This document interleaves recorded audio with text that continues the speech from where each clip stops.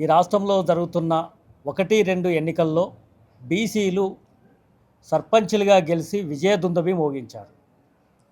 గెలిచిన బీసీ సర్పంచుల అభ్యర్థులందరికీ కూడా మా పొలిటికల్ ఫ్రంట్ తరపున శుభాకాంక్షలు, అభినందనలు తెలియజేస్తా ఉన్నాం. ఇదే తరహా ఉత్సాహంతో రేపు జరగబోయే 3వ దఫా ఎన్నికల్లో కూడా అన్ని జనరల్ స్థానాలలో బీసీ సర్పంచులుగా ఎస్సీ ఎస్టీ సోదరుల సహకారంతో గెలిచి కైవసం చేసుకోవాలని చెప్పేసి ఈ సందర్భంగా పిలుపునిస్తా ఉన్నాం. ఎందుకు ఈ మాట చెప్పదలుచుకున్నామంటే, ఈ రాష్ట్రంలో పార్టీలన్నీ గల్లీలోనేమో కొట్లాటలు, ఢిల్లీలోనేమో దోస్తాన్లు చేస్తూ ఉన్నాయి. నిన్నటిదానిక ఢిల్లీలోనేమో కొట్లాటలు దోస్తాన్ చేసినాయి, గల్లీలోనేమో ఆడ జంతర్ మంతర్ దగ్గర కొట్లాట చేసినాయి. పార్లమెంటు సమావేశాలు జరుగుతున్నప్పుడు పార్లమెంట్లో మాట్లాడరు, ఊర్లలోకి వచ్చేమో ఫుట్బాల్, కబడ్డీలు, ఖోఖోలు, క్రికెట్ ఆటలు ఆడుతూ ఉన్నారు. చట్టసభలో పంపించింది మిమ్మల్ని అందరినీ ప్రజా సమస్యలు పరిష్కరించాలి, చట్టసభల్లో చట్టాలు చేయమని కదా. కానీ ఇవాళ బీసీల పేరు మీద అగ్రకుల ఆధిపత్య రాజకీయాన్ని కైవసం చేసుకోవడం కోసం, వాళ్ళ పునాదులు నిలబెట్టుకోవడం కోసం రోజువారీగా ఎత్తుగడలతోటి నడుస్తూ ఉంది ఇవాళ ఈ రాష్ట్రంలో.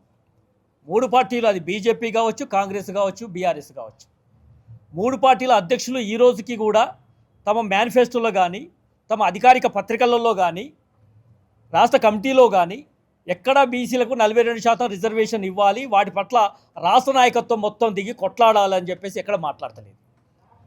ఎక్కడ దొరికిపోతామో అన్న ఉద్దేశంతో అసెంబ్లీలో బిల్లులో మేము పాల్గొన్నామని చెప్తున్న మీరు, అదే పార్లమెంటులో ప్రాతినిధ్యం వహిస్తున్న పార్టీలు బిల్లులు ఎందుకు పెట్టట్లేదు?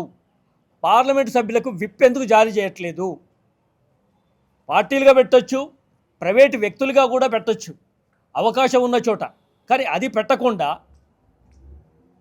మేము ఈ పార్లమెంటు సమావేశాలు 16 రోజులు అయింది, ఈ రోజుకి ఇంకా 3 రోజులు అయితే ముగిసిపోతుంది. పార్లమెంటు చట్టాలు చేసే దగ్గర మీరు కొట్లాడతామని చెప్పి ఈరోజు మాట్లాడట్లేదు. మీరే కదా చెప్పింది, ఈ రాష్ట్రంలో 40% రిజర్వేషన్ చట్టబద్ధ కల్పించిన తర్వాత అధికారులకు మేము వచ్చిన 6 నెలల్లోనే చేస్తామని చెప్పి కులగాన చేశారు. అసెంబ్లీలో తీర్మానం చేసినని చెప్పారు. 150 కోట్లు ఖర్చు పెట్టి ప్లానింగ్ కమిషన్ ద్వారా అని చెప్పి చేస్తామన్నారు. మేము కొట్లాట చేస్తే డెడికేషన్ కమిషన్ కోర్టు ద్వారా తీసుకొచ్చి దాని మీద కమిటీ చేశారు. జీవో నెంబర్ 9 తీసుకొచ్చారు, దాంతో అమలు చేస్తామని. కోర్టులు కొట్టువేయబడ్డాయి కాబట్టి కోర్టుకు వెళ్ళిన తర్వాత మాకు న్యాయస్థానంలో నమ్మకం ఉందని చెప్పేసి హైకోర్టులో నమ్మకం ఉందని మాట్లాడారు, సుప్రీంకోర్టులో నమ్మకం ఉందని మాట్లాడారు. మీ రెడ్లతోటి జాగృతుల పేరు మీద కేసులు వేయించి నడిపించిన తతంగం కూడా మీరే దాని వెనుక ఉంది. ఆ తర్వాత కొట్టివేయబడిన తర్వాత కోర్టు ధిక్కారంకు మేము పాల్పడం కాబట్టి కోర్టును గౌరవిస్తామని చెప్పేసి మాట్లాడేది కూడా మీరే. మేము అదే చెప్తా ఉన్నాం. గతంలో 1935లో జనాభా లెక్కలు లేవని చెప్పేసి ఇంద్రసాని కేసులో ఆ రోజు రిజర్వేషన్లు అమలు చేయకూడదని చెప్పేసి కోర్టులు చెప్పిన దాన్ని పట్టుకొని ఈ రోజుకు మాట్లాడుతూ ఉన్నారు. కానీ ఈరోజు ఈ రాష్ట్రంలో జనాభా లెక్కలు తీసి కులగణన చేసి మీరు స్పష్టంగా ఉన్నవేం రిజర్వేషన్లు అని చెప్పిన తర్వాత ఆ లెక్కల ప్రక్రియను కేంద్ర ప్రభుత్వానికి ఎందుకు పంపలేదు అని అడుగుతూ ఉన్నాం.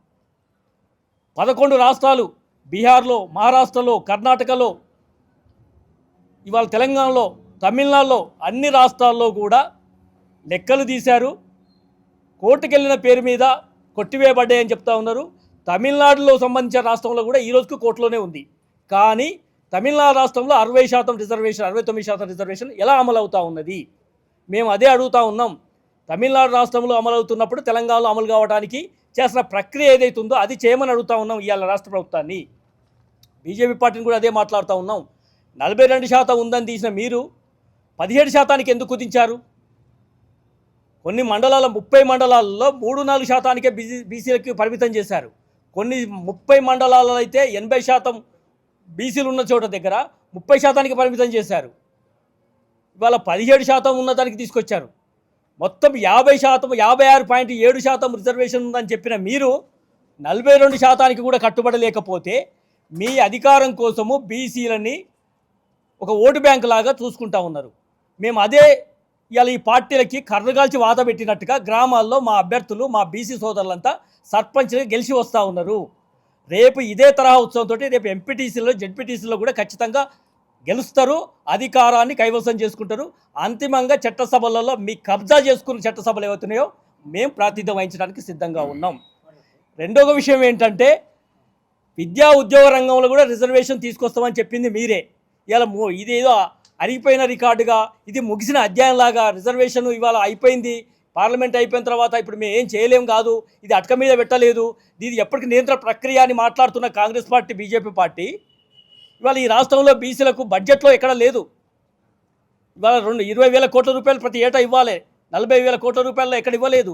కాంట్రాక్ట్లో రిజర్వేషన్ ఇస్తున్నది మీరు. ఇవాళ గ్లోబల్ సమిట్ పెట్టారు కదా, ప్రపంచ దేశాల నుంచి పిలిచిన గ్లోబల్ సమిట్ ఏదైతే ఉందో అందులో బీసీ వాటా ఎంత, బీసీల ప్రాతినిధ్యం ఎంత, బీసీల భాగస్వామ్యం ఎంత, బీసీలకు ఎంతోమందికి ఉపాధి ఉద్యోగ మార్గాలు వస్తాయో మీరు చెప్పగలుగుతారా? ఎవరికి రెడ్ కార్డు ప్రకటించారు? రేపు ఎవరి పేరు మీద అట్టాసంగా కోట్ల రూపాయలు దుర్వినియోగం చేస్తూ ఉన్నారు? ఆటల పేరు మీద కోట్ల రూపాయలు, సబ్మిట్ల మీద కోట్ల రూపాయలు, అందాల బాంబుల పేరు మీద కోట్ల రూపాయలు. బీసీలకు, పిల్లలకు, విద్యార్థులు చదువుకోవడానికి దూరం అవుతూ ఉంటే వాళ్ళకి రియంబర్స్మెంట్ కట్టమంటానికి డబ్బులు లేవంటారు. కాంట్రాక్టర్లకు కోట్ల రూపాయలు ఇవాళ దోషిపెడతా ఉంది ఈ రాష్ట్రం నుంచి. మీరు ఉన్న వాళ్ళకి, ఇవాళ బడా బాబులకి, అగ్ర కులాలకి మొత్తం అధికార యంత్రాంగం అంతా మొత్తం మీ కైవసం చేసుకొని బీసీలను నిర్వీర్యం చేయడం కోసం ఇవాళ మీరు పన్నాగం పడతా ఉన్నారు. గ్రామ స్థాయిలో ఉన్న అధికారాన్ని దూరం చేయాలనుకుంటే ఇవాళ అధికారులకు ముందుకొచ్చారు ఇవాళ సర్పంచులు. రేపు జెడ్పీటీసీ, ఎంపీటీసీలు కూడా వస్తారు. మీ సంగతి ఏందో తెలుస్తాం. రేపు ఈ 17 ఎన్నికల తర్వాత ఖచ్చితంగా ఈ బీసీ పొలిటికల్ ఫ్రంట్ రాష్ట్ర వ్యాప్తంగా బీసీలో ఈ 2 కోట్ల మంది బీసీ సమాజాన్ని ఏకం చేస్తాం. ఇవాళ చట్టసభల్లోనూ ఈ రిజర్వేషన్లు సాధించుకోవడానికి ముందుకు పోతాం. కోర్టులకు కూడా అధికారం లేదు ఈ రిజర్వేషన్లు కొట్టివేయడానికి కానీ, రిజర్వేషన్లు నిర్ణయించడానికి కానీ. చట్టసభల్లో 9th షెడ్యూల్లోనే 243 ఆర్టికల్ ద్వారానే రిజర్వేషన్ వస్తుంది. ఇక్కడ రాష్ట్ర ప్రభుత్వము ఇప్పటికైనా సిగ్గు తెచ్చుకొని, ఈ రోజుకైనా బుద్ధి తెచ్చుకొని, ఇవాళ మేము చేసిన తప్పును, వాళ్ళు పాపాన్ని ఏదైతే ఉందో ప్రాశ్చిత పడి ఇవాళ అఖిల పక్షాన్ని తీసుకొని కేంద్ర ప్రభుత్వం దగ్గరికి తీసుకుపోయి ఒక బిల్లు పెట్టడానికి ఇవాళ కేంద్ర ప్రభుత్వం తీసుకుపోయి ఈ 42% రిజర్వేషన్ని చట్టం చేసే విధంగా మీరు చేయకపోతే మీ పునాదులు కలిగే విధంగా మా కార్యాచరణ భవిష్యత్తులో ఉండబోతుందని చెప్పి ఈ సందర్భంగా హెచ్చరిస్తూ